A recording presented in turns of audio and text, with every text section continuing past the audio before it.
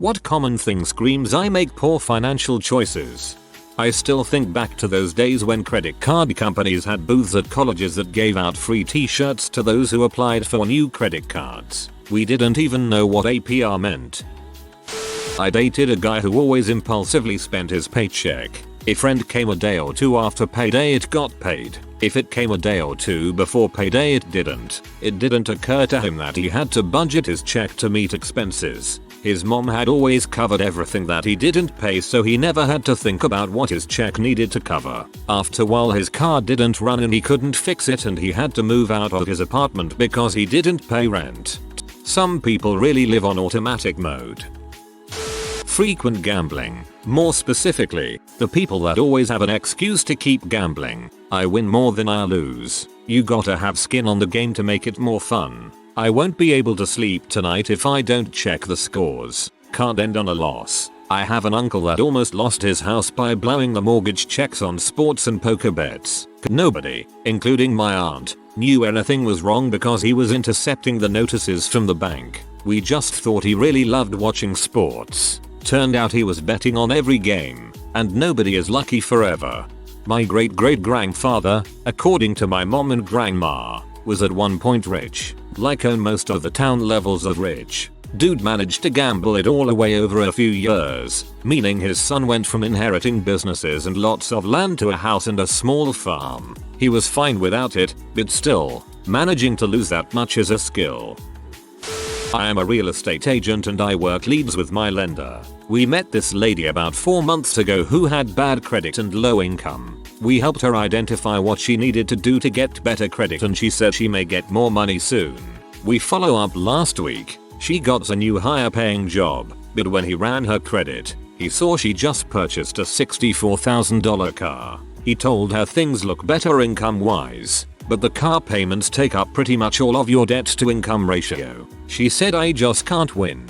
I gotta get to work somehow. With that kind of car, I bet she gets to work real fast. My lender said the only house she will get approved for now is a gingerbread house.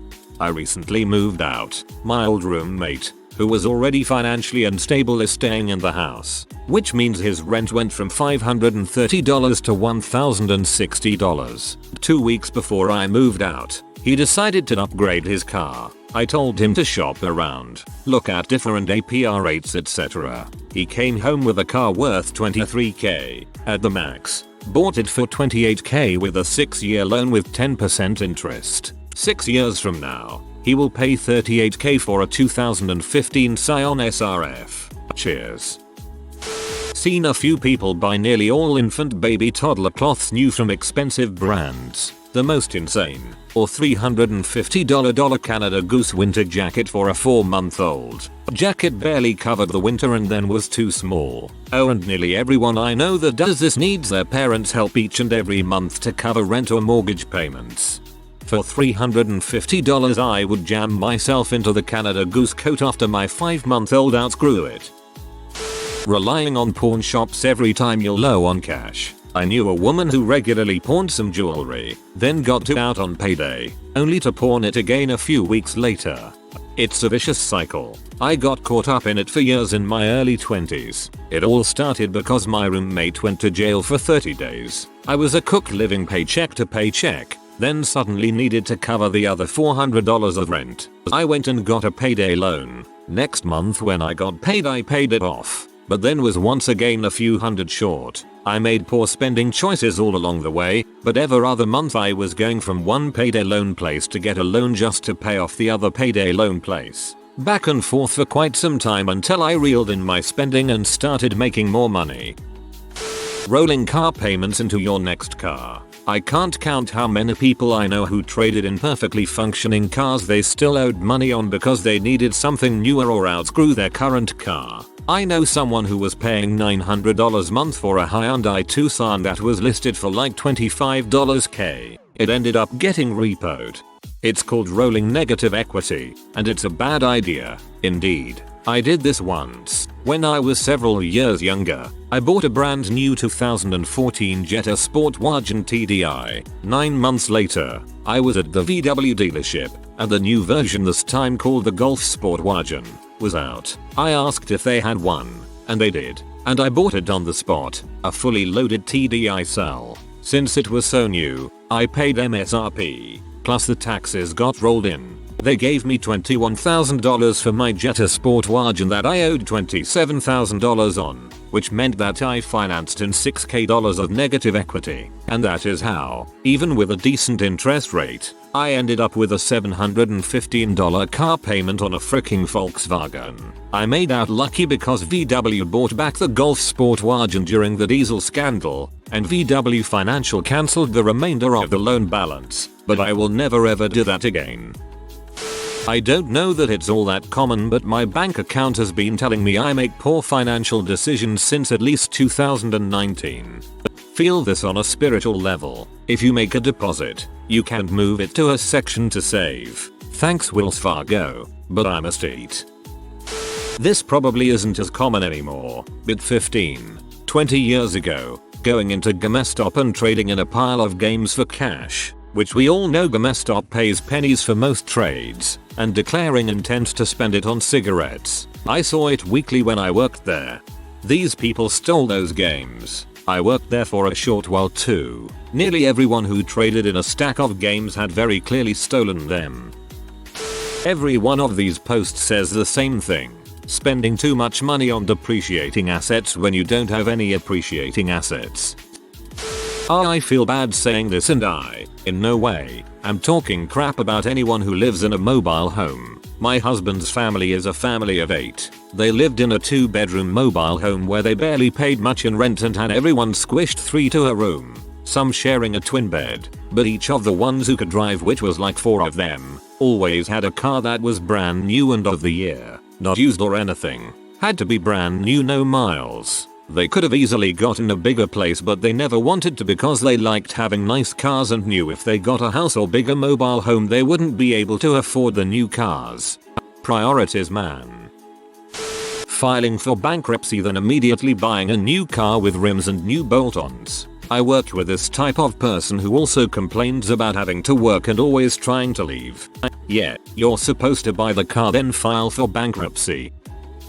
My sister and her husband had roof damage from a winter storm. Got an estimate for repair and the homeowner insurance sent them half the money. They never did the repair, therefore never sent in the completed job invoice to get the rest of the $. They spent the money on BS. The house has fallen into such disrepair it's disgusting. Their front door hasn't been able to open in at least 10 years. I've heard of some insurance companies issuing checks direct to the repairmen. Never actually seen it done, but it makes sense for a bank to require something like this. We live in a very cheap, neglected apartment building, but someone here owns an Audi. With a cheaper car, they could live somewhere with hot water and no rats. People who eat out for every meal. I had a co-worker who did this, but then complained about never having any money. She'd eat out for breakfast and lunch and go down to the Walgreens for a midday snack. I was going to say similar. Someone I used to work with would spend around £10 on junk food and energy drinks on both breaks, and she'd apparently do the same on days off. 2 weeks after payday, monthly, she'd say she only had £20 or less to lay her until payday, and what did she do during her first break? Bought her junk food and energy drinks. I tried convincing her that buying multi-packs of everything and keeping them in her locker or the fridge with her name on, but she thought that one-off larger payment would be more expensive overall for some stupid reason. Sticking with something like cable that costs $250 a month when you don't use all the things you're paying for and could easily reduce your costs. A lot of companies advertise only pay for what you need. When you try to opt into it, they make that the most expensive thing on offer. I only need internet. I do not need TV. But if I get them both, they offer to reduce my bill to less than if I only got internet. I'm in the process of cancelling a few services I no longer need. Companies make it difficult to cancel subscriptions. Doubly so when you set up direct deposit. Lots of posts on the relationship subs about buying a house with a boyfriend or girlfriend then breaking up. If you think marriage is too big of a step, maybe buying a house together is too. Upgrading to the next phone on release. I know that most people who can afford this are set, but it just seems so frivolous to me. There was an entitled parents rant semi-recently about parents who plan to underfeed their toddlers to upgrade their nearly new phones. The person said they were going to report them to CPS. Spending student loans on anything other than tuition and basic living expenses. Taking out all the loans offered. I had a college intern once. He already had some practicals at Ann. He automatically took the maximum amount of student loans the financial aid office offered, though he didn't need that much for tuition and living costs. He gets his excess loan disbursement the first week of the semester, and goes and uses it as a down payment on a convertible, without even selling his old car. Why? I deserve to have something nice. He was sure he'd get a good job after he graduates because he'll have a college degree. Don't think he realizes he'll be paying interest on that car twice. Buying the latest everything. I have a co-worker who struggles to pay rent and such but buys a new iPhone every time they release a new model. I work for a cell phone carrier, and like 80% of renewals are reasonable. I've had my phone for more than 3-4 years and it's time for another, and 10% are I use this phone every day for my job so I need the cutting edge. I'm rich as frick. But there's that 10% that comes in with a flawless iPhone 11 Pro Max with 56/512 GB used that wants the iPhone 12 Pro Max 512 GB despite then having to pay over $400 on unnecessary fees, and I just can't fathom why. An expensive car in front of a rundown house. This was very common where I grew up. I remember having a conversation about it with a friend whose sister had just purchased a sports car and lived in a rough looking trailer. Everybody sees your car and nobody sees your house if you don't invite them over. I guess he had a point. I wouldn't do it, but I see now why people do. It's sad when parents have their kids living in houses trailers that are falling down and I'm bad shape but they drive cool cars. I know someone who has a Dodge Charger, extended cab pickup, a side-by-side, and another fun truck. They live in a 2-bedroom trailer with 6 kids and it's surrounded by junk. Poor kids. I lived with my friends and their mom. They were very well off, but one day the washer died on me. The moment her son lost their crap about having to pay for a new washer. Meanwhile, mom gets at minimum of 3 Amazon packages per day. Son works a $13-hour job that he hates and drives a 2018 Jeep Grand Cherokee with black rims, and buys every figurine collectible that catches his eye. To be fair, I have money for a new washing machine, but if mine broke, it's an annoying expense. I don't want a new washing machine. I want the old not to break. Same with if my car breaks down. Got money to fix it but not happy doing it. When somebody always orders DoorDash but never has groceries. Not saying I'm somebody. Not saying that at all. Ha ha ha ha. Spending way too much on dating. Every time my girlfriend and I would do something together, I would end up spending at least $200. When I tried to talk to her about it, ask why we couldn't do something together that didn't cost so much money, she looked me in the eyes and reminded me once again, because I'm a prostitute, dumbass. You got me in the first half. Anyone who has all the things yet when there's an expense that's not fun, car repair, unexpected, not covered medical bill, anything to do with a house, they can't pay for it. Those predatory car loan places. I knew a guy who was paying almost $500 a month for a Pontiac Grand Prix. He didn't seem to know how much he was paying. Like, dude, you could literally lease a Benz for that much. Driving a BMW Lexus and wearing name brand glasses, clothes, shoes while you live in a freaking efficiency. This is a somewhat Miami thing. All about the superficial appearance of wealth even if you're poor as crap and your life is awful. Buying a huge house that's almost empty inside because you can't afford furniture for it. I've heard this is pretty common in McMansion communities. Credit card debt. If you don't or won't have the cash by the next bill, you cannot afford it. Don't buy it. Stop renting money at 18%. You wouldn't believe the lines at my mall for stores like Louis Vuitton and Gucci, and most of the people in line look like they just rolled out of bed. It's like this every time I go and it's just the strangest sight. Meanwhile, Hermes never has a line. I think brands that make logo plastered items attract people who don't actually have money but want to show off. DoorDash, Postmates, etc. excessively. Every now and then it's nice to just relax and do it. but to do it daily is freaking nuts to me. It turns a $14 pizza into a $35 pizza. It turns a $6 meal at McDonald's into a $20 meal. I have friends who pee away probably hundreds of dollars using these apps daily just because they're too lazy to just go pick the crap up themselves. Also insane to eat out for every meal. If you can afford it, it's obviously not a problem, but a lot of people I know who do this do not have the money to be doing it. They eat out constantly but then crap their pants if they have to find the money to get an oil change. I work with homeless people and have for years, and 1/6 of my clients will get a job long enough to get a check by whatever non-essential thing they want. No, it's not always drugs, and in fact it's rarely that. Usually an iPhone or something stupid like that, and then quit right after. Like what the frick happened to saving and wanting to have money for a deposit for a place?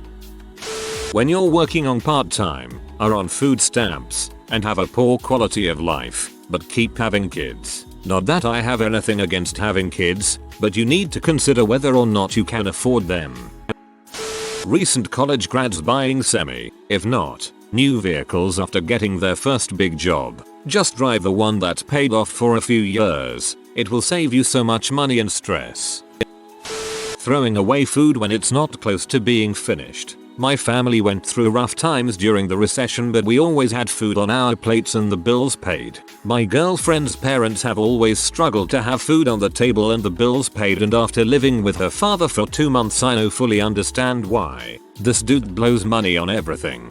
He'll buy some expensive snack from Walmart and then not even open it and just threw the whole package out. Like, what are you doing? And then if we go out to eat, he'll order like the most expensive thing and an appetizer. Barely eat any of the appetizer and then barely touch his food and refuse a to-go box. I just can't understand why he does it. He has no money and is going through a very messy divorce. Why is he throwing his money into the garbage? He dumb. Expensive clothes, complaining about a lack of money. I let a friend stay with me years ago after she got herself into financial troubles and had nowhere to go. She comes home one day raving about the $100 yoga pants she just bought at Lululemon. I asked her if it was such a good idea to be spending that much money on yoga pants considering her situation and considering she didn't even do yoga. She literally went back again the very next day and bought another pair. Kicked her out after living with me for 8 months when I realized she was making no effort to improve her situation. If you are new to the channel, you can subscribe. I publish new videos every day. Until then, check another video.